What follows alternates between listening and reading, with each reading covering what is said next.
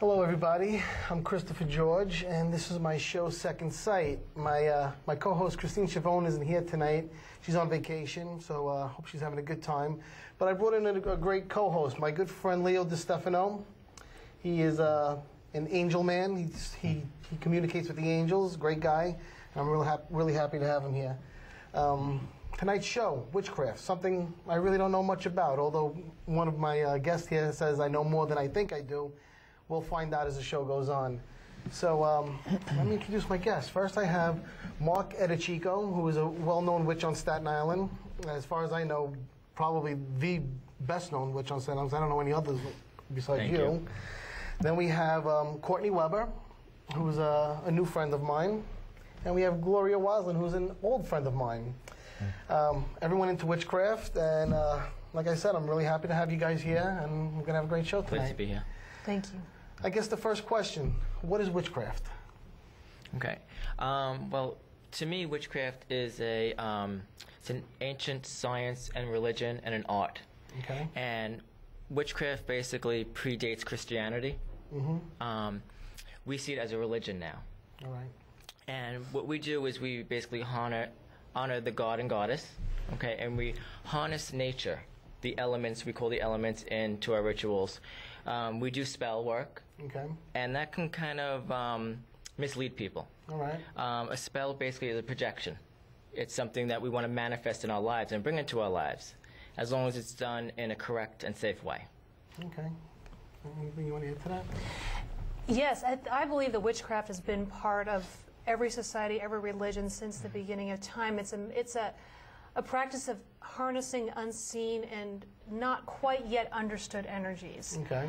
I think that's why they had people like witch doctors who had an idea of the way herbs worked in order to make medicine. Right. And it was considered magic before science was able to better explain it.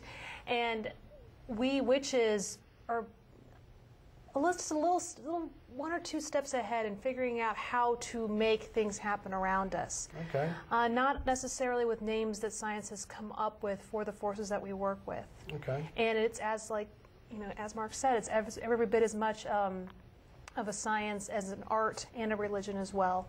All right. Interesting. Okay, tell me what witches believe. What do you guys believe in? We believe in magic. We believe, like I said, we believe in a god and a goddess, but it's all about harnessing our own energies, empowering ourselves. Okay. Because what we believe, what we set out, comes back to us threefold. So whatever we do, good or bad, comes back. So people always ask me all the time, are you a good witch or a bad witch? And I answer that as, are you a good person or a bad person? Right. Because if you set something out that's dark and evil, which witches don't do, it's going to ricochet back like a boomerang, right, and hit you or somebody else close to you 3 times. Okay. Yeah. And you believe specifically in 3 times? I believe in 3 times, yeah. It's the law of karma. Okay. Yeah. Well, okay. Makes sense to me. How about you, Leo? What do you want to ask? Well, I like his answer because as healers, too, we have to have permission from the person that we're giving a healing to. Absolutely. And everyone has free will, and we cannot violate that free will. So using it in a good way, as you just described, I can see how the good karma comes back to you. Exactly. You know, people think witchcraft and they immediately get nervous. I know I do seances, and people hear the word seance, they get like all freaked out, like, oh my God, it's evil. And, right. But it's not. It depends on who does it. Like you said, are you a good witch or a bad witch? Good person, bad person.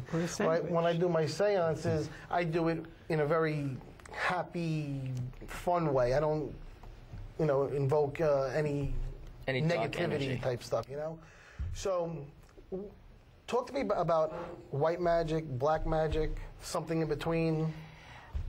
I'm of the belief that there is no magic that is white meaning good or black meaning bad, that everything that you do is going to have a reaction, and it's going to have a light and a dark side to everything in life and universe. There is light and there's dark. So, say you put out a healing spell for someone and they get better, but the healing is very painful, the recuperation process is very long. Well, that's wonderful, you did a great job in the end, but you could also look at it and say, but that was very dark and painful, that wasn't such a good thing. Or if you say that there's someone in your neighborhood that you know for a fact is molesting children or doing something horrible, and you send out a spell that would prevent them from doing any such action again, well, that may be considered black magic against that person, but is it for a good purpose in the end? Okay. So magic, I would just say magic is all gray. And nothing is ever going to be pure good. There's going to be a side to it that may not be so pretty. Okay. But that even if you have to put out something that's a little, heavy-handed, there's a good reason for it in the end. Well, I have something to add to that. I see people who do, say, Santeria or even witchcraft and stuff like that. I've done many exorcisms, and a lot of them come from people that are doing black magic, doing like the bad stuff. So what is the difference? I mean, what makes something good and what makes something bad in the magic? Well, we talked about this in the car when we came up, that the tool of magic is like the scalpel. If the scalpel is put in the hands of a skilled surgeon who is doing work to heal someone, then the outcome is going to be very good. Yes, the person's going to be sore and they're going to have to recuperate, but if you put the scalpel in the hands of someone who's unskilled, even if they're trying to do good, they could do a lot of damage. Or if you put the scalpel in the hands of somebody who wants to hurt someone, then they will do much damage. But the scalpel itself is not good or bad. It simply is. It's a tool to be used for a specific purpose. Your intention is what really counts then. That's entirely That's exactly right. And anybody want to add to that? Because that's a pretty good question. There's I think, a lot to be said about that. Because I know people who do things purely on the good side of things and purely on the bad side of things.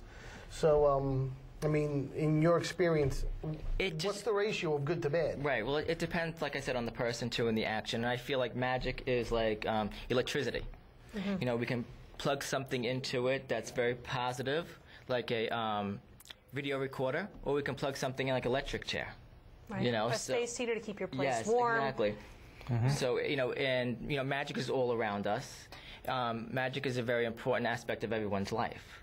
And people don't realize when they ignore that magic within them, being a witch or not, it disempowers you. Okay. And magic is the ability and the power to manifest change within the world around you that may not necessarily have happened on its own. Okay. I know people that are doing spells too. A lot of people that I know that do spells tend to do it for prosperity. I really could use some more money in my life, so I'm going to do a money spell so I can pay my bills. And I got a raise at work. Yeah, that's great. But I've known very few cases of people doing outright negative magic. Okay. Right. I take a look at it as quantum physics. Energy can neither be created nor destroyed. It can only be changed.